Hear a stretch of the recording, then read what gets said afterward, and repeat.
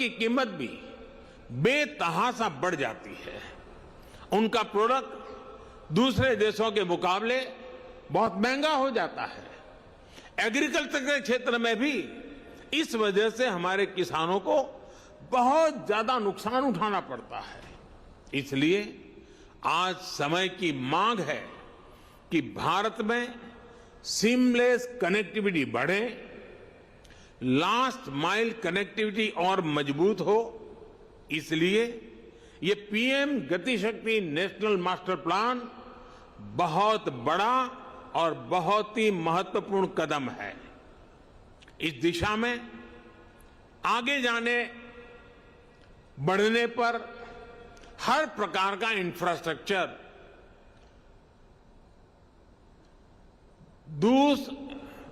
दूसरे इंफ्रास्ट्रक्चर को सपोर्ट करेगा, उसका पूरक बनेगा। और मैं समझता हूं हर कारण, हर स्टेक होल्डर को भी ज्यादा उत्साह से इससे जुड़ने की प्रेरणा मिलेगी। साथियों, पीएम गति शक्ति नेशनल मास्टर प्लान देश की पॉलिसी मेकिंग से जुड़े सभी स्टेक होल्डर्स को, इन्वेस्टर्स को एक एनालिटिकल और डिसीजन मेकिंग टूल भी देगा। इससे सरकारों को प्रभावी प्लानिंग और पॉलिसी बनाने में मदद मिलेगी। सरकार का अनावश्यक खर्च बचेगा और उद्यमियों को भी किसी प्रोजेक्ट से जुड़ी जानकारी मिलती रहेगी। इससे राज्य सरकारों को भी अपनी प्राथमिकताएं तय करने में मदद मिलेगी।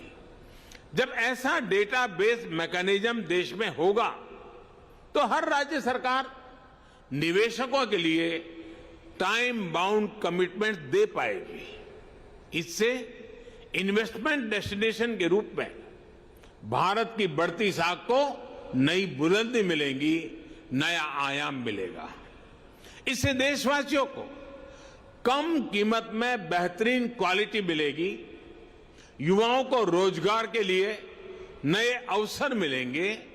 साथियों, देश के विकास के लिए ये बहुत जरूरी है कि सरकार के इंफ्रास्ट्रक्चर से जुड़े सभी विभाग एक दूसरे के साथ बैठें, एक दूसरे की कलेक्टिव पावर का इस्तेमाल करें।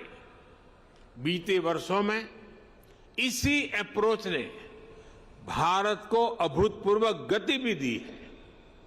पिछले 70 वर्षों की तुलना में आज भारत पहले से कहीं ज्यादा स्पीड और स्केल पर काम कर रहा है।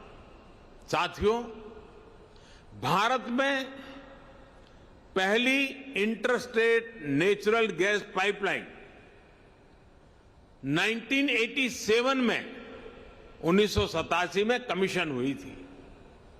इसके बाद साल 2014 तक यानी 27 साल में देश में 15,000 किलोमीटर नेचुरल गैस पाइपलाइन बनी।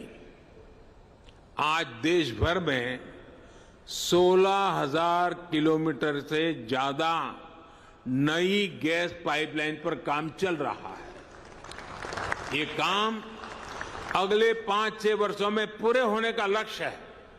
यानी जितना काम 27 वर्षों में हुआ, हम उससे ज्यादा काम उसके आधे समय में करने का लक्ष्य लेकर चल रहे हैं। काम करने की यही रफ्तार आज भारत की पहचान बन रही है। 2014 के पहले के 5 सालों में सिर्फ 1900 किलोमीटर 1900 किलोमीटर रेल लाइनों का दोहरीकरण होता था। बीते 7 वर्षों में हमने 9,000 किलोमीटर से ज्यादा रेल लाइनों की डबलिंग की है। कहां 1900 और कहां 7,000। 2014 से पहले के 5 सालों में सिर्फ 3,000 किलोमीटर रेलवे का बिजलीकरण हुआ था। बीते 7 वर्षों में हमने 24,000 किलोमीटर से भी अधिक रेलवे ट्रैक का बिजलीकरण